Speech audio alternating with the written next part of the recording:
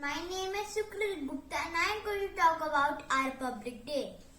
We celebrate Republic Day as the Constitution of India came into force on 26 January 1950 by Dr. Bhimrao Ambedkar. And then India became independent republic.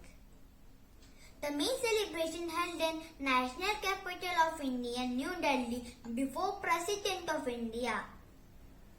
At Rajpath's ceremonious parade takes place as the tribute to its unity in diversity and its cultural heritage.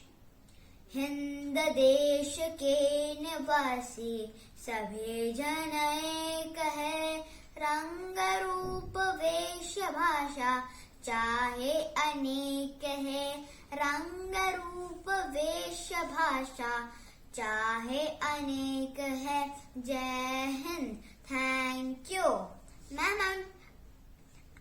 am going to sing the national song. Vande Mataram. Vande